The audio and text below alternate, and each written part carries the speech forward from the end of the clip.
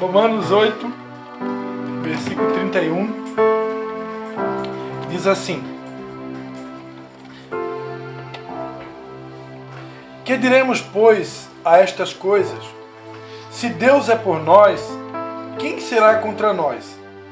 Aquele que nem mesmo a seu próprio Filho poupou, antes o entregou por todos nós, como não nos dará também com ele todas as coisas?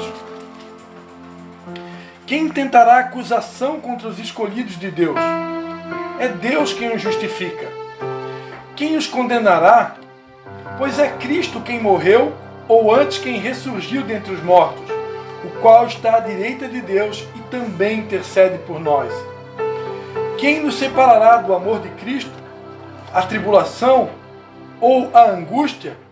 Ou a perseguição? Ou a fome? Ou a nudez? Ou o perigo? Ou a espada? Como está escrito: por amor de ti somos entregues à morte o dia todo. Fomos considerados como ovelhas para o matadouro. Mas em todas estas coisas somos mais do que vencedores por amor àquele que nos amou. Pois estou certo de que nem a morte, nem a vida, nem os anjos, nem os principados, nem as potestades, nem o presente, nem o porvir, nem a altura, nem a profundidade, nem alguma outra criatura nos poderá separar do amor de Deus que está em Cristo Jesus, nosso Senhor. Amém? Amém. Vamos orar. Pai, em nome de Jesus, Senhor. Mais uma vez eu quero me colocar à tua disposição e te pedir, Pai, que o Senhor coloque as tuas palavras de vida eterna nos meus lábios e que o Senhor ministre a cada um aqui nessa noite, conforme, ó Pai, a necessidade que nós temos para esse tempo de ouvir a tua palavra, Pai. Fala conosco, Senhor. Nós queremos ouvir a tua voz, a tua palavra, em nome de Jesus. Amém. Amém.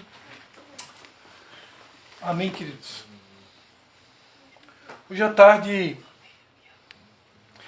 eu estava visitando um casal de irmãos e, para minha surpresa, essa irmã que eu estava visitando, ela compartilhou uma informação comigo que eu não tinha essa informação, que ela foi criada durante 7 ou 8 anos, né, por um padrasto muçulmano. Então ela recebeu, né, um certo conhecimento, teve acesso, né, a um certo conhecimento dessa religião, né, essa religião que tem como Deus Alá, né, e que tem como profeta Maomé, né, também conhecido como Muhammad. Né. Eu particularmente não conheço muito, nunca pesquisei a fundo essa religião. E ali ela compartilhava algo comigo que foi aonde que me deu a inspiração para aquilo que eu quero compartilhar nessa noite. Foi quando ela me disse que para os muçulmanos, né, o muçulmano ele não admite a ideia de um Deus que possa sacrificar seu filho. Então, para o muçulmano, eles não têm a fé no mesmo Deus que o nosso, né, o nosso Deus Pai, Pai do nosso Senhor e Salvador Jesus Cristo, né? Eles não acreditam num Deus que seja capaz de sacrificar um filho. Na mente deles, né, é fora de cogitação. Não cabe na mente de um muçulmano um Deus que sacrifica filho. Né? Então, para eles, o nosso Deus não é aceito. Né? Eles não podem crer no Deus como nós cremos, porque o nosso Deus é um Deus que sacrificou o seu filho. E esse texto que a gente leu aqui, ele fala exatamente disso, né? Que diremos, pois, estas coisas? Se Deus é por nós, quem será contra nós? Aquele que nem mesmo o seu próprio filho poupou. Antes o entregou por todos nós. Como não nos dará também com ele todas as coisas? E eu quero me concentrar nesse versículo para compartilhar aquilo que Deus colocou no meu coração. Quando essa irmã ministrou, né, que o muçulmano não admite a ideia de um Deus que sacrifica filhos, primeiro veio no meu coração um sentimento, né?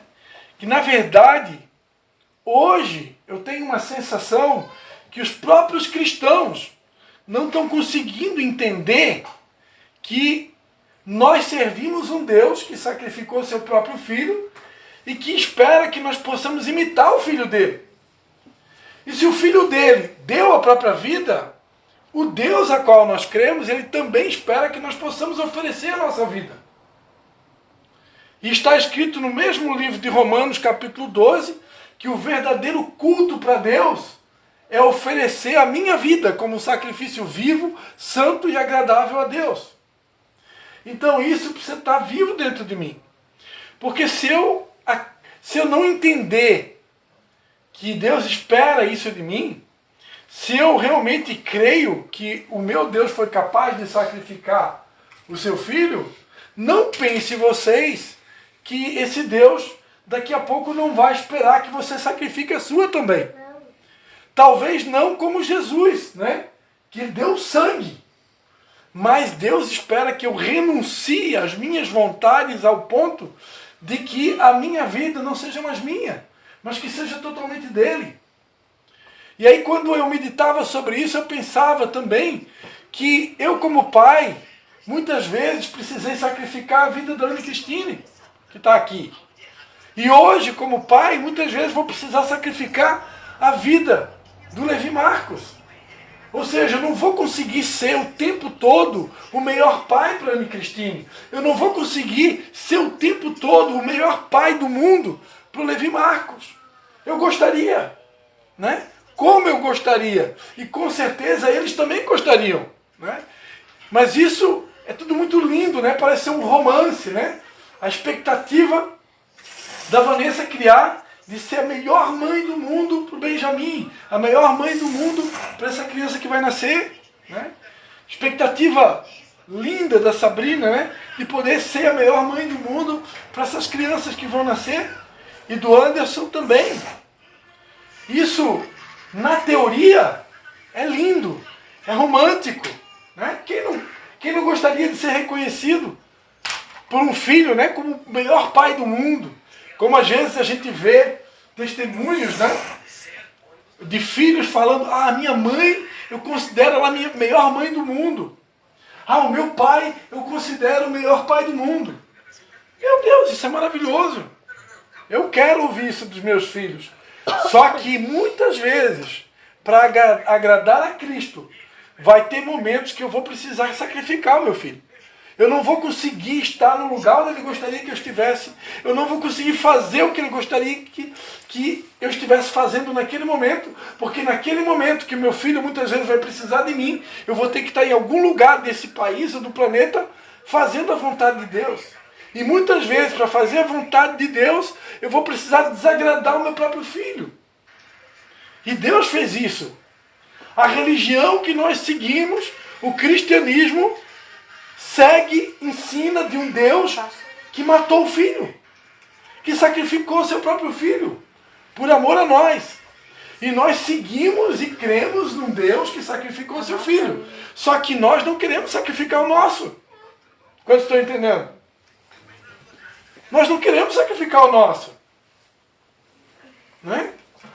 Hoje tem mães, e aí um ensinamento tremendo para vocês que vão ser mamãe, né?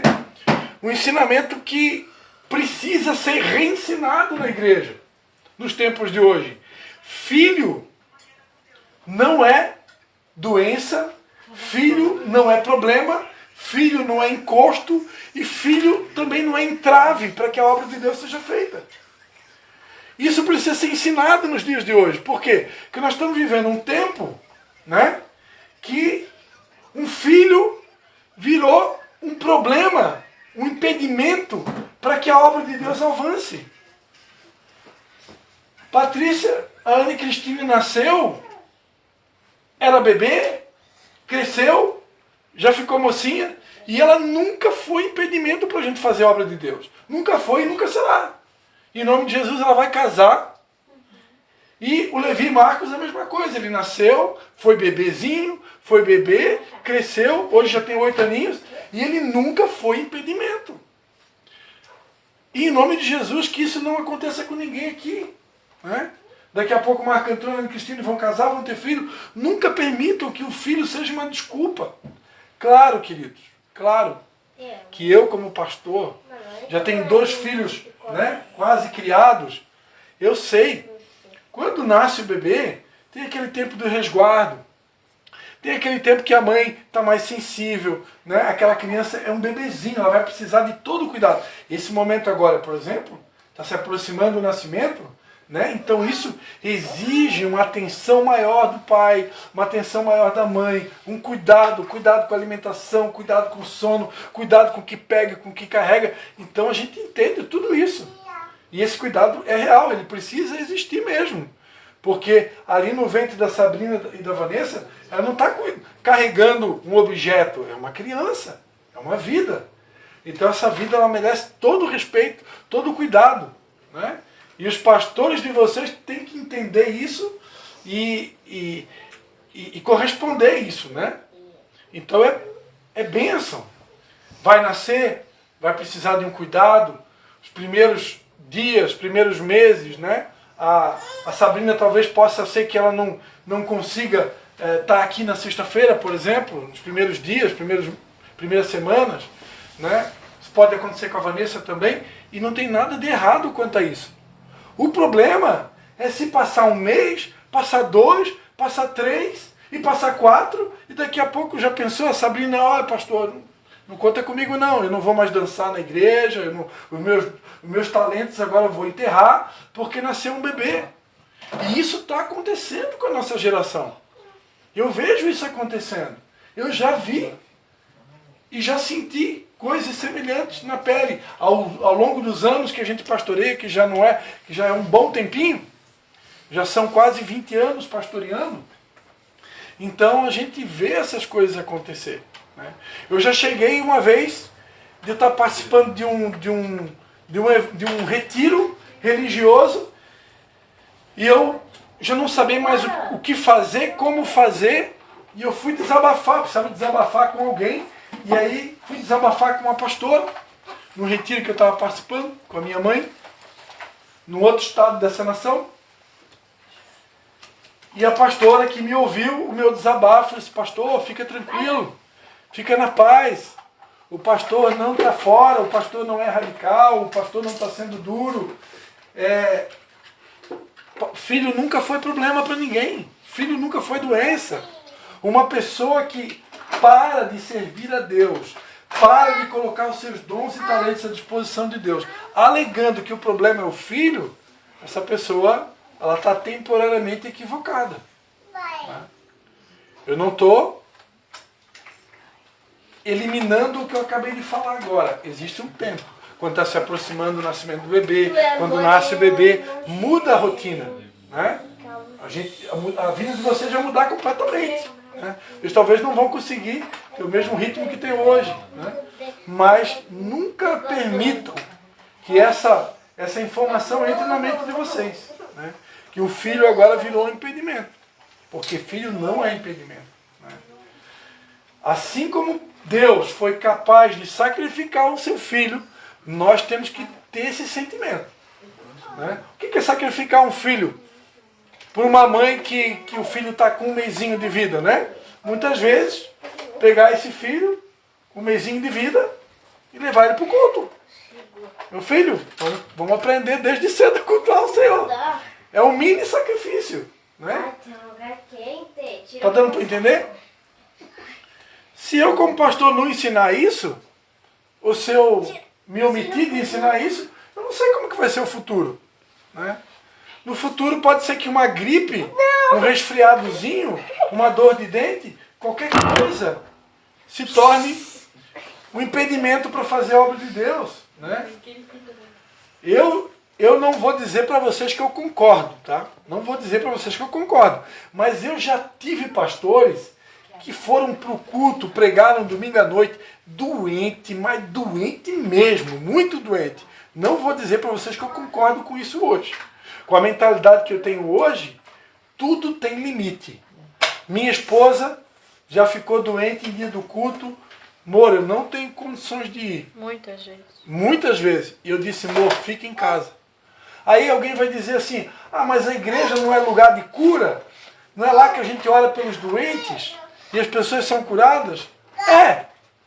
Mas ninguém pode ser forçado a ir no culto. Eu não posso, vai no culto porque lá a gente vai orar por ti e você vai ser curado. Isso é uma situação complexa, né? A pessoa não está passando bem. Se a pessoa for, se eu tenho tanta fé assim que a pessoa vai ser curada, então eu oro pela pessoa ali na casa e se ela é curada na hora, então aí eu levo ela para o culto curada. Amém? Então, já aconteceu. Já aconteceu da gente ter dor de cabeça ou alguma coisa assim, né? Aí pensar assim, eu vou ficar, né? Mas chegar lá é curado, né? Chegar lá a dor passou. É só pra gente não ir, né? Pra gente não ir. É o inimigo, né? Eu preciso ter discernimento. Porque existem situações que realmente a esposa ficou doente, o marido, um filho, está numa situação que realmente não dá para ir na igreja, não dá para ir na nossa célula. Não dá, a pessoa está mal, não está se sentindo bem, está com vômito ou alguma coisa lá, diarreia, não sei. E tem situações que realmente não dá. E eu tenho que aceitar isso, entender. Nós somos seres humanos. Eu estou numa terra aqui que eu estou sujeito a tudo. Mas existe também, às vezes, uma guerra espiritual. Existem situações que é uma guerra espiritual e o diabo ele pega uma gota de um balde e ele consegue fazer uma tempestade com aquela gota de um balde e a gente, por causa de uma gota de um balde, não vai no culto, não vai na célula. E muitas vezes, naquele dia, Deus tinha uma palavra rema para mim, naquele culto, naquela célula, que ia mudar o meu destino. Mas o diabo, sabendo, prevendo que isso ia acontecer, ele vai lá e ele cria uma estratégia. Né? Então eu tenho que ter esse discernimento. Né? Eu tenho que ter esse discernimento. E sempre pensar, poxa, eu sirvo um Deus que deu o filho. Eu sirvo um Deus que não poupou o filho. Se ele não poupou o filho, quem que garante que ele precisa me poupar o tempo todo? Não, tem hora que Deus não vai poupar a gente. E tem hora que ele está esperando mesmo que a gente vá para a cruz. E ele está esperando que eu também possa oferecer a minha vida como sacrifício dele. São Paulo, escrevendo aos Coríntios, um dos textos que, aliás, em Atos dos Apóstolos, né, um dos textos que eu acho mais lindo na Bíblia, eu acho tremendo isso daqui. Isso aqui devia ser uma confissão de fé de todo crente, de todo cristão. Atos dos Apóstolos, capítulo 20, versículo 24. Se alguém quiser ler, Atos 20, 24. O apóstolo Paulo vai dizer assim: mas em nada tenho a minha vida por preciosa, contanto que cumpra com alegria a minha carreira e o ministério que recebi do Senhor Jesus para dar testemunho do Evangelho da graça de Deus. Paulo, amado, ele não tinha a vida dele por preciosa. Ele estava disposto até morrer. Tanto é que morreu, né? Quando você vai ler a segunda carta de Timóteo, por exemplo, que é considerado pelos teólogos a última carta que São Paulo escreveu, você vai ler ali no versículo 6 de 2 Timóteo 4, que Paulo vai dizer assim, quanto a mim, já estou sendo derramado como libação, e o tempo da minha partida está próximo. Combati o bom combate, acabei a carreira, guardei a fé. Desde agora a coroa da justiça me está guardada, a qual o Senhor, o justo juiz, me dará naquele dia, não somente a mim, mas também a todos os que amaram a sua vinda. Aqui Paulo está se despedindo. Ou seja, a minha hora está chegando. Isso aqui é uma despedida. Quando ele diz aqui, o meu corpo está sendo derramado como libação, a minha partida está próxima, ele está dizendo, olha, meu irmão Timóteo, minha hora está chegando. E não era de oferecer a vida como sacrifício vivo, não. Era morte. Ele ia morrer. E morreu. Né? E, segundo a tradição, foi decapitado. Né? Assim como São Pedro foi crucificado de cabeça para baixo. Né? Ele não se sentia digno de morrer como Jesus morreu, e por isso ele foi crucificado de cabeça para baixo. Olha só, pior do que Jesus. Conta. Isso é o que os historiadores contam, né? Tiago morreu ao fio da espada, né? Imagina você levar uma espadada no peito, né? Então, amados, esse era o nível de entrega e de renúncia que os cristãos primitivos viviam. Né? Eles realmente, a exemplo de Jesus que deu a vida, e de um Deus que teve um filho que entregou o filho, eles viviam isso na prática. Eles estavam o tempo todo oferecendo a vida deles. Né? Naquela época, aqui só para refrescar a memória de muitos aqui, então, eu creio que todos aqui já saibam dessa informação, eles viveram na época do chamado Coliseu, né? Onde os romanos, muitas vezes, lançavam as pessoas numa arena e os cristãos ali eram comidos vivos por animais ferozes. Né? Então, eles realmente estavam o tempo todo dando a vida. Né? Houve um tempo, né, de uma perseguição de um homem chamado Nero, né? Muitas pessoas, um governador de Roma, né? Muitas pessoas morreram queimadas vivas. Cristãos eram queimados vivos. Nos dias de hoje, em lugares onde a igreja é perseguida, isso ainda acontece nos dias de hoje, onde a igreja é perseguida. Como eu falava aqui no começo da célula, nós vivemos num lugar privilegiado. Aqui no Brasil é difícil você escutar alguém que foi queimado vivo, né? A gente só sabe do candidato a presidente que virou presidente, né? O Bolsonaro, que deram uma facada nele, né? E agora, essa semana, deram um tiro que era para acertar a cabeça do candidato a presidente dos Estados Unidos, mas pegou na orelha, né? O Donald Trump, né? Então, essas pessoas estão colocando a vida realmente em risco, né? Por uma causa política. Agora, a nossa causa é muito maior do que uma causa política. A nossa causa é o estabelecimento do reino de Deus. A salvação de vidas. Né?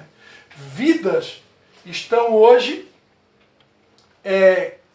com um destino podendo ser salvas ou não, dependendo do meu nível de entrega. A minha entrega, o meu sacrifício, a minha renúncia pode levar pessoas para o céu.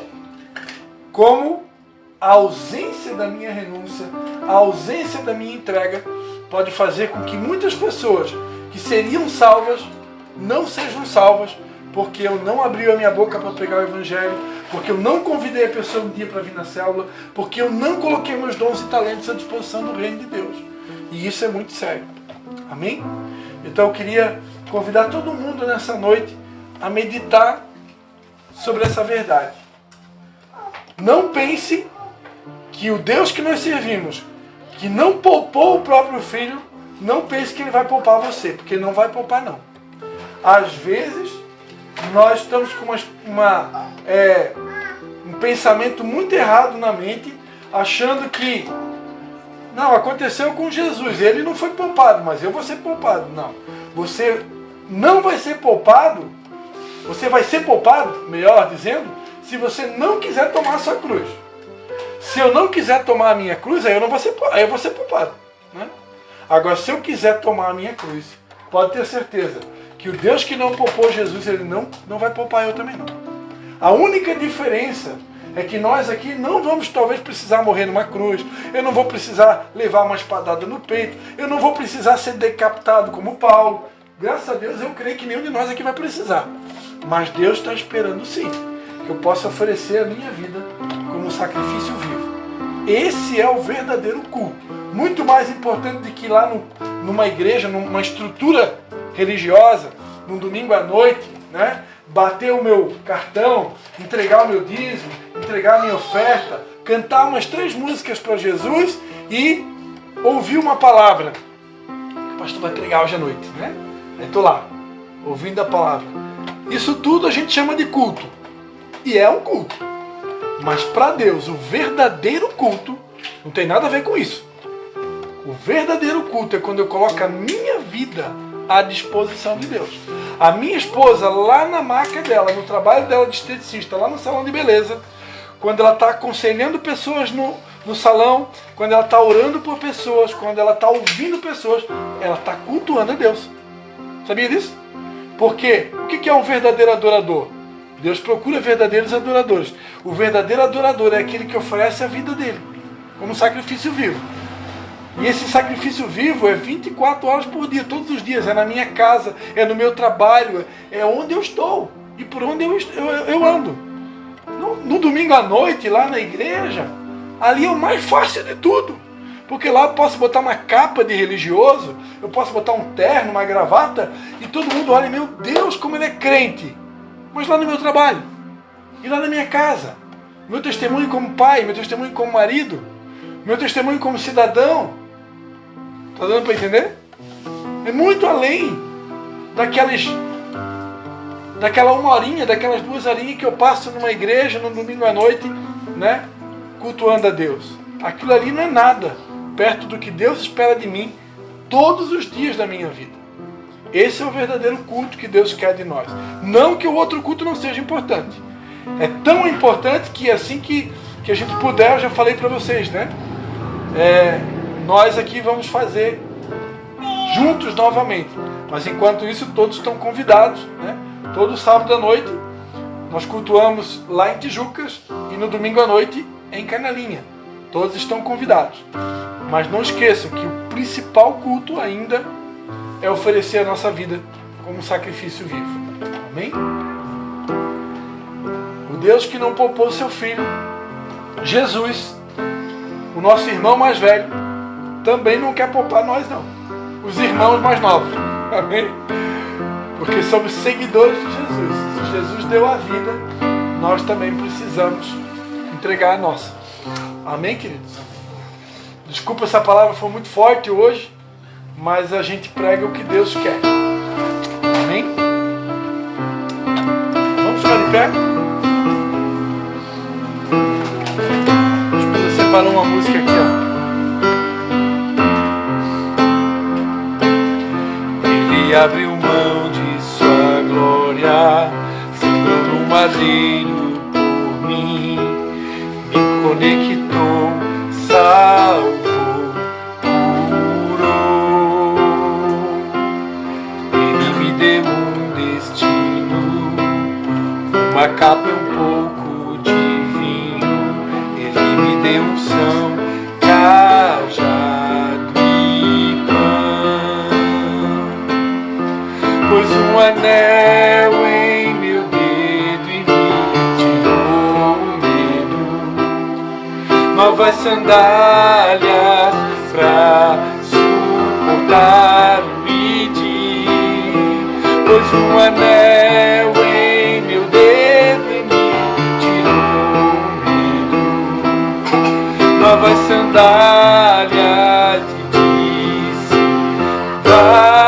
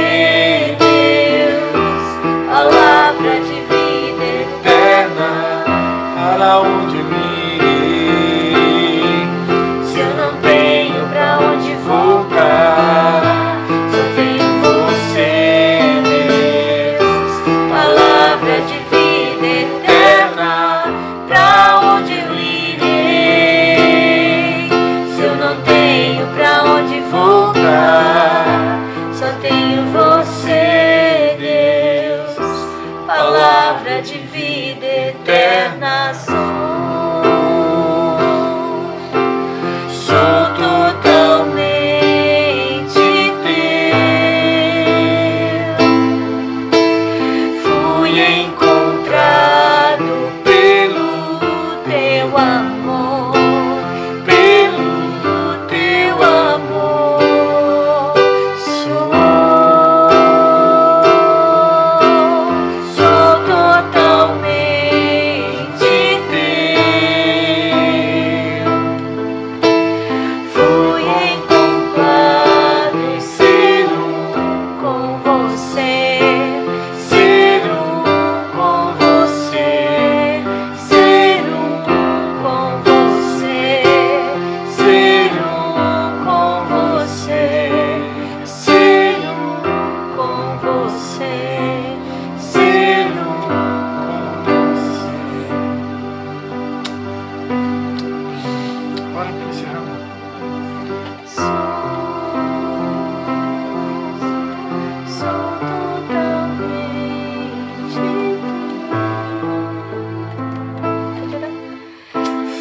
Oh Senhor, em nome de Jesus, Pai.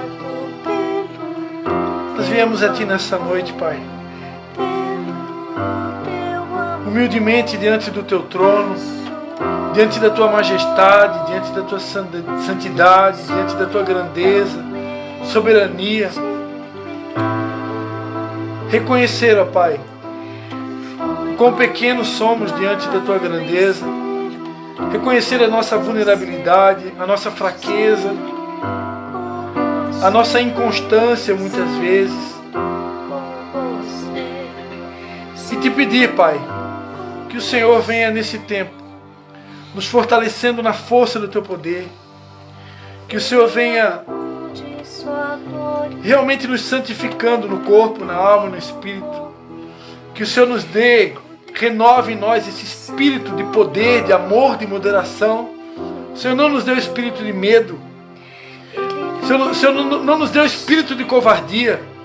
Mas o Senhor nos deu espírito de poder, de amor e de moderação. Que esse espírito, Pai, venha ser aceso em nós. E que, como soldados e filhos apaixonados, possamos renovar o nosso compromisso contigo. E a exemplo do nosso irmão mais velho, Jesus Cristo, possamos oferecer as nossas vidas como sacrifício vivo. E se preciso for, Pai, sacrificar também os nossos próprios filhos, quantas vezes forem necessárias, a exemplo do Pai, a exemplo do Senhor, que foi capaz de também sacrificar o teu único filho. A exemplo de Abraão, que pegou o cutelo e partiu para o monte para sacrificar também o seu próprio filho, deixando ali um exemplo do que um dia o Senhor faria por nós. Recebe a nossa oração, Pai. Cumpra em nós o Teu querer. É a nossa oração em nome do Pai, do Filho e do Espírito Santo. Amém. Amém? Posso ouvir algum amém aqui? Amém. Aleluia. Vamos aplaudir o Senhor Jesus. Amém.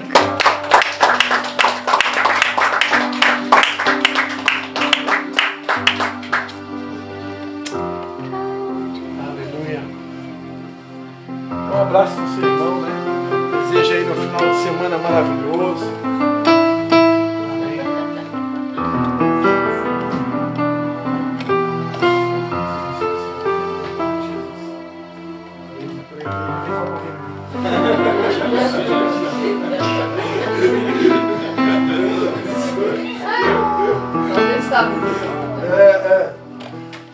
É nóis. Eu também, ó. Não, a calça não é preta, viu? É a calça Invita todos no lugar. Ele pode dizer pra mim que também tá de blusa. Sim. Morrer pela nossa vontade, né? É.